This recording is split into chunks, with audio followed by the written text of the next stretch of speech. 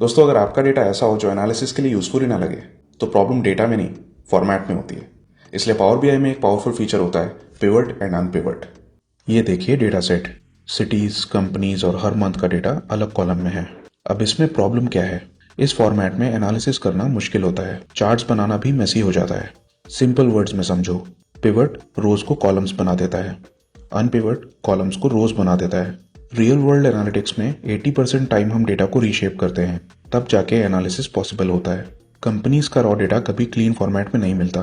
Dashboard बनाने से पहले डेटा को रीशेप करना पड़ता है और यही स्किल एनालिस्ट्स को वैल्यूएबल बनाती है। चलिए पावर बीआई ओपन करते हैं। सबसे पहले तो हम उस एक्सेल फाइल को इंपोर्ट कर लेते हैं। इस फाइल को डाउनलोड करने के लिए मैंने डिस्क्रिप्शन में लिंक दी हुई है, इसको डाउनलोड करके आप प्रैक्टिस कर सकते हैं।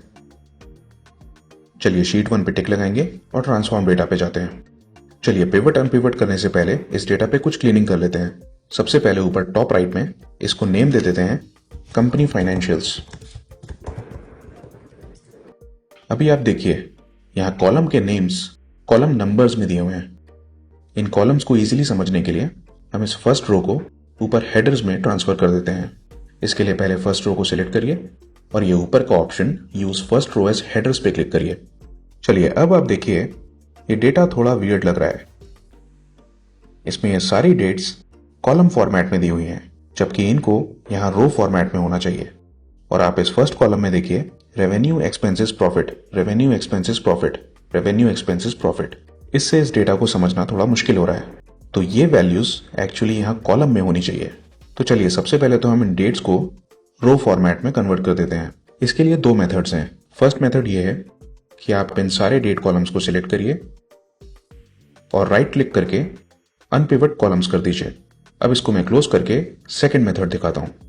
डेट के अलावा जितनी भी कॉलम्स हैं उनको सिलेक्ट करके राइट क्लिक करिए और अनपिवट अदर कॉलम्स कर दीजिए। इससे जो कॉलम सिलेक्टेड नहीं है वो सारी अनपिवट हो जाएंगी। ये लीजिए हो गई, हमारी डेट्स कॉलम फॉर्मेट से रो फॉर्मेट में कन्वर्ट हो गई। अब इस कॉलम का हम डेटा टाइप भी चेंज कर लेते हैं, डेट।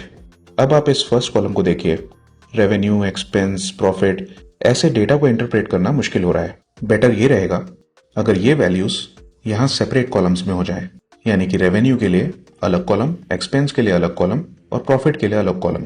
इसके लिए सबसे पहले इस कॉलम को सिलेक्ट करिए, ऊपर ट्रांसफॉर्म टैब पे जाइए और पिवट कॉलम पे क्लिक करिए। अब पावर क्वेरी हमसे पिवट बाय पूछ रहा है, यानी कि किस कॉलम से हम अपनी सिलेक्टेड कॉलम को पिवट करना चाहते हैं। यहाँ पे ये वैल्यूज पूछ रहा है, तो हमें अपनी वैल्यूज कॉलम को ही सिलेक्ट करना चाहिए। तो इस पे क्लिक करके वैल्यू कॉलम को सिलेक्ट करिए और ओके कर दीजिए। ये देखिए रेवेन्यू, एक्सपेंस और प्रॉफिट के लिए 3 अलग कॉलम बन गए और हमारा मैट्रिक कॉलम यहाँ से रिमूव हो गया। अब इस डेटा को इंटरप्रेट करना काफी इजी हो गया है। तो ये थे पिवट अनपिवट फीचर्स। अगर आप एक्सेल से फैमिलियर हैं तो आपने नोटिस किया होगा ये फीचर ट्रांसपोज जैसा है। ये फॉर्मेट एनालिटिक्स फ्रेंडली होता है। अब हम इजीली कर सकते हैं फिल्टरिंग, ग्रुपिंग, एग्रीगेशन और विजुअलाइजेशन। ये एक फंडामेंटल स्किल है जो हर पावर बीआई यूजर को आनी चाहिए। अगर आप पावर बीआई प्रॉपर्ली सीखना चाहते हो तो प्लेलिस्ट को फॉलो करो और प्रैक्टिस डेटा सेट नीचे डिस्क्रिप्शन में है। मिलते हैं नेक्स्ट वीडियो में एक और इंपॉर्टेंट टॉपिक के साथ, relationships. See you very soon.